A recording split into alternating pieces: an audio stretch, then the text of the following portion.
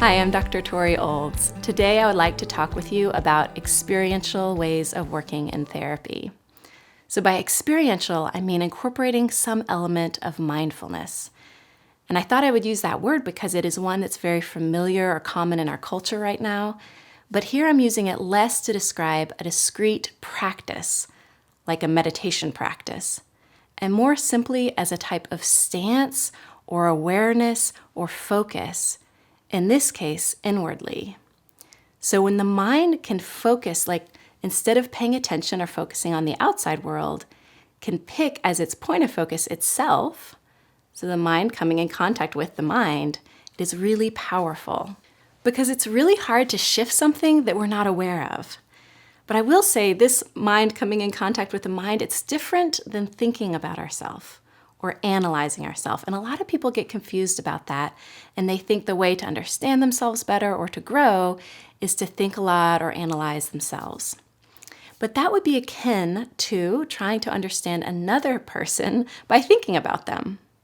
You may get somewhere with that, but probably you won't understand them as much through thinking about them as you would through simply listening to them. So in this way of working, we're trying to shift from thinking about ourselves to listening to ourselves. And by listening, I mean really paying attention to our unfolding process, like what is happening in our mind, our thoughts, our feelings, emotions. What is happening, for instance, maybe as I'm talking about this, or as you said that, wow, I noticed I just went blank. Or I had this thought and I just got really anxious.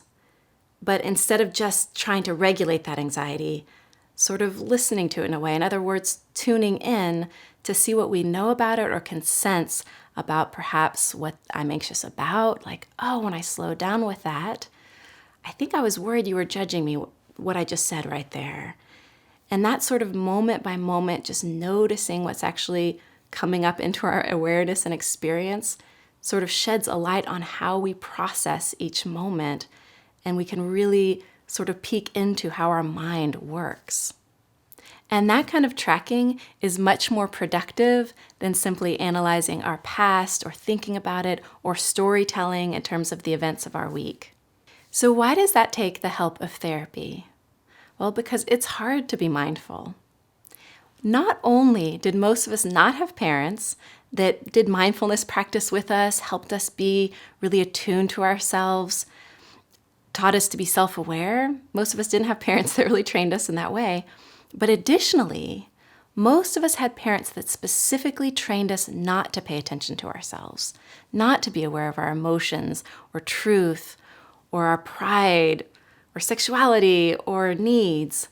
Why? Because any of those things that came from inside us threatened or messed with our parent in some way. So without really realizing it, they gave us the message, just keep that inside. And when we notice that our parent seems to not like or be scared by or freaked out by, or just simply not valuing and ignoring some part of our own expression or mind, we get conditioned to ignore that or control it or suppress it as well. So let me say that one more time. I believe that most of us have been conditioned to ignore ourselves, which makes learning mindfulness or self-awareness really difficult. Maybe a more blunt way to say it would be, our parents were freaked out by us, so we learned to be freaked out by us. And that's really a problem for us to be, in some sense, scared of ourselves, our own mind, our emotions, an impulse, a memory, anything from inside, because there's really only two ways that fear can manifest. And one is that suddenly everything from inside seems really overwhelming. When you're scared of something, it's easy to sort of become frozen in the face of it. So that as an emotion comes up, let's say, if you find it frightening or shameful, or you fear the rejection around it, or that it will be overwhelming, it's almost like we can become frozen, and then it's like flooding our system, and it seems more overwhelming than it would need to seem. Or, on the other hand, we can go to the other extreme and sort of become hyper-regulating and controlling of the thing that we don't think is good. So that looks like getting busy, getting distracted, not knowing what we feel. A sort of similar version of that, but has its own flavor, is just shutting down entirely and becoming depressed. And those symptoms are just part and parcel of not having an empowered stance toward our own mind, where we can approach it with skill and presence and awareness. Because again, it's hard to shift something or work with something when you can't be aware of it, when you can't sort of track what's going on inside of it. And there is just no way to practice that without our therapist asking us, what are we noticing, feeling, or impulses or thoughts or our experience that's coming up in the moment, because that's where our mind is happening. That's where we can track it and understand it. It's like picking up something that you're wanting to shift and actually taking it into your hands and looking at it, rather than just trying to work with it in a state that's blind. So in case that seems really abstract, I'll just give a kind of simple, short example of what this might look like. So let's say somebody is coming in with depression, and they're noticing sort of in session as they're talking that a particularly strong sense of depression or depressed mood kind of came over them. So if they had that awareness, they might notice that moment, one, and they could slow it down and think, okay, wow, what were we talking about right when that shift occurred? Okay, we were talking about my brother, and if I sense in and slow that down, there's this flash of anger that comes. So then some curiosity might come right there of like, I wonder if there's a link there between my anger and the depression coming.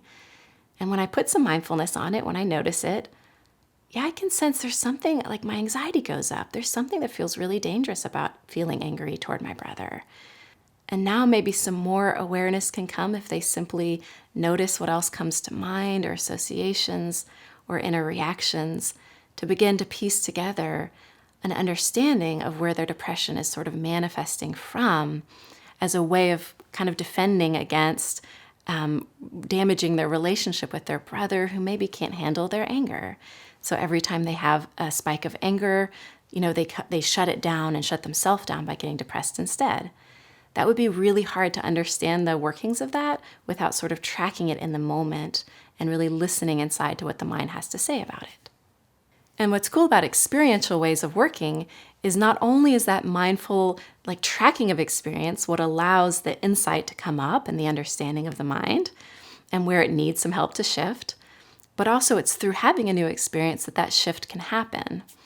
In other words, a therapist might say, okay, so if it's the fear of the anger or the discomfort around the anger and the habit to go to depression instead that's the issue, maybe we can work to practice allowing your system to have a bit of anger in a way, again, that feels empowering, grounded, and safe, and yet there's still awareness and space so that the anger can simply be felt and not suppressed through depression. And if that shift can happen, then sort of the unconscious need for the depression lifts and the depression itself can sort of resolve. So hopefully I've piqued your curiosity about experiential ways of working in therapy. There's so many different types of modalities, it would be hard to name them all. I'll just throw a few acronyms at you in case you want to do a little bit more research. You can look these up. I tend to integrate AEDP. That's one of the main ones I use, AEDP. I bring in with it IFS, Coherence Therapy, Somatic Experiencing. With couples, I tend to draw on PACT, a PACT approach. And I really enjoy not only integrating these modalities in my own work, but training therapists in terms of how to integrate experiential ways of working in their own work. Because for me, when we can come into contact with ourselves, that's when we're actually able to most deeply develop ourselves. Thank you. Thanks for watching. If you're a therapist and would like to learn more while getting CEUs, visit toriolds.com. Or if you'd just like to learn more about our psychotherapy practice, feel free to visit our website, deepeddypsychotherapy.com. Thanks.